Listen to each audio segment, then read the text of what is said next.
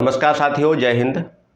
बिहार में बम्पर बहाली यानी बिहार में वैकेंसी की भरमार, उसकी सूचना मिल रही है। और सूचना के साथ साथ ये भी पता चल रहा है कि क्या किस प्रकार से नीतिगत जो फैसले हैं वो बिहार सरकार ले रही है। और अभी जो पता चला है कि सामान्य प्रशासन विभाग ने, कई अखबारों ने इसको प्रमुखता से छापा भी है और सामान्य प्रशासन विभाग ने चिट्ठी लिखी है। ये हम लोगों को भी पहले से पता था और लगातार जो जांच चल रही थी शिक्षा विभाग की तरफ से, उन सारे चीज़ों का अद्यतन कार्रवाई भी चल रही है।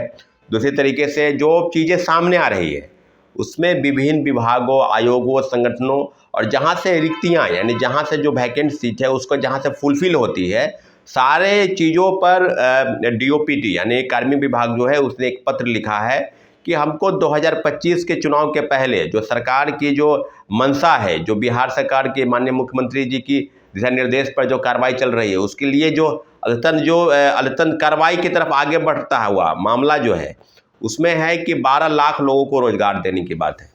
साथियों, बहुत बड़ी बात है और इस बात पर काफ़ी गंभीरता से जो चीज़ें सामने आई है उसमें आपको हम बताते चले कि जो 12 लाख नौकरी है, 12 लाख रोजगार है, उसमें 4.5 लाख से ज़्यादा पद जो है विभिन्न विभागों में खाली है।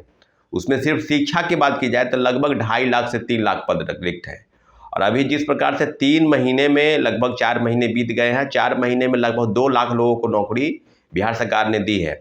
अब उसमें कितने फर्जीवाड़ा हुआ, कितने डोमिसाइल के लिए डोमिसाइल सर्टिफिकेट बनाकर बहाल हो गए, कितने सीटेट, फिटेट, स्टेट, गेट, नेट सब जितने वाले हैं, सब जितने हैं, कंप्यूटर साइंस के फर्जी डिग्री, दिव्यांग प्रमाण पत्र फर्जी बनाकर इनकी जो आकलन है वो बिहार सरकार अपने हिसाब से कर रही है। और जो कार्रवाई है वो कैसे करती है ये आप सबको भी पता है कि पहले बाहर कर देना है, फिर अंदर ले आना है, फिर उसको हटाने की बात की जाएगी तो फिर उधर से कार्रवाई होगी। तो लगातार इस तरह की चीज़ें चल रही है। अभी बात होगी कि क्या 12 लाख नौकरी में बिहार के कितने लोगों को नौकरी मिलने जा रही है। उसमें से सबसे बड़ी बात यह है कि 4.5 लाख से ज़्यादा पद रिक्त हैं। और सामान्य प्रशासन विभाग की तरफ से जो पत्र जारी हो रहा है, जो चिट्ठी जारी हो रही है, उस पर 2-3 चिट्ठियों का जिक्र काफ़ी विशेष तौर पर हम करना चाहते हैं। पहली बात कि क्या सामान्य प्रशासन विभाग इन सारी चीज़ों पर क्या आकलन करने के लिए विवश नहीं होगा?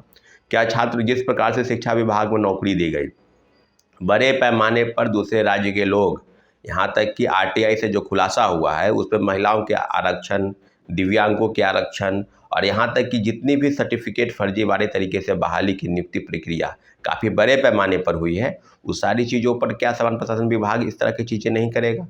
डोमिसाइल एक बहुत बड़ा मुद्दा था। डोमिसाइल नीति के तहत दूसरे राज्य के लोग बिहार में नौकरी करने आ जाएंगे। तो अभी तो पत्र लिखा ही जा रहा है, गृह विभाग, शिक्षा विभाग, सहकारिता विभाग, स्वास्थ्य विभाग में बम्पर बहाली की बात हुई है। अभी देखिए, दूसरे तरीके से अगर कहा जाए तो ऊर्जा विभाग में अभी बिजली बोर्ड की तरफ से काफ़ी वैकेंसी लगभग आई है, उसके लिए आवेदन जो है आमंत्रित किए जा रहे हैं। दूसरे तरीके से बात की जाए तो शिक्षा विभाग में भी अभी 2.5 लाख लगभग 3 लाख पद रिक्त हैं। उसमें क्या डोमिसाइल नीति के तहत दूसरे राज्य के लोग बहाल नहीं होंगे?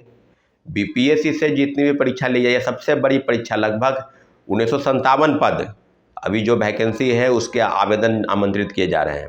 उसके लिए भी अलग से बातें की जा रही है कि हमको 7 लाख, 8 लाख, 10 लाख अगर होगा तो 2 शिफ्ट में परीक्षा लेंगे।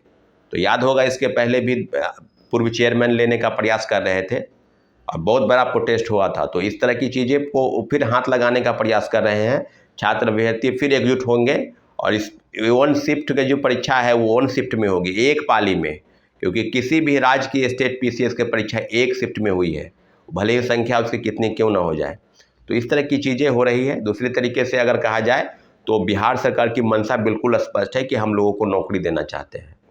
हाँ, एक बात सही है कि चुनाव के बहाने ही आप नौकरी देना चाहते हैं तो नौकरी दीजिए, बिल्कुल। अब 12 लाख नौकरी की बात है, उसमें आप देखेंगे इसके पहले महागठबंधन की जो सरकार थी, जेडीयू और आरजेडी की, इसी नौकरी को लेकर जो होड़ मची थी कि हमने दिया है, हमने दिया है। तेजस्वी यादव कह रहे थे हमने कार्रवाई की है, हमने रोजगार दिया है, हमने मुख्यमंत्री को प्रेरित किया, हमने अपनी कलम से। तो ये कलम की बात जो है ये अपने सरकार अपने अपने हिसाब से अपने अपने दावे, अपने अपने दाव खेलती है। दूसरे तरीके से अभ्यर्थियों को जो बेरोजगार हैं उनको नौकरी चाहिए, और नौकरी किस स्तर पर चाहिए, कैसे चाहिए, इस बात का आकलन बीपीएससी, शिक्षा विभाग, जो भी कार्मिक विभाग के अंदर जितनी भी चीज़ें हैं, विभागों का अद्यतन कार्रवाई चल रही है, सीटों का ब्यौरा जो है वो मांगा जा रहा है।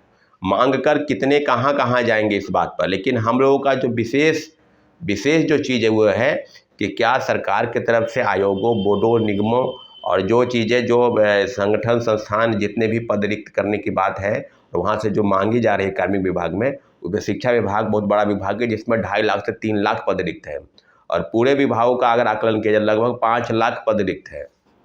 इन सारी चीज़ों पर ब्यौरा आगे की तरफ बढ़ रही है।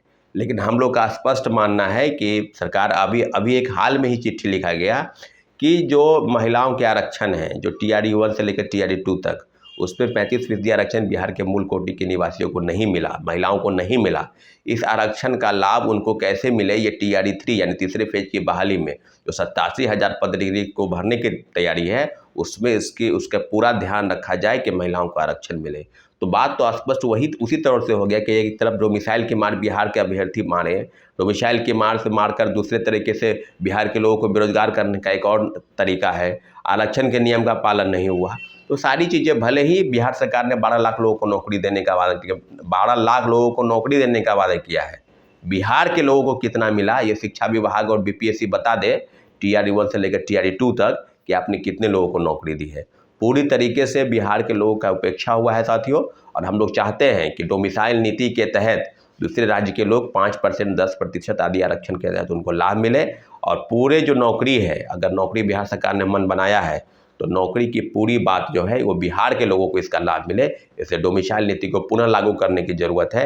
अगर आप नहीं चाहते हैं तो फिर इसी तरीके से जैसे शिक्षा विभाग में हुआ कि बड़े पैमाने पर दूसरे राज्य के लोग बहाल हो गए, 14 राज्य के लोग 80,000 पद को भरने की तैयारी है, उसमें उसका पूरा ध्यान रखा जाए कि महिलाओं को आरक्षण मिले।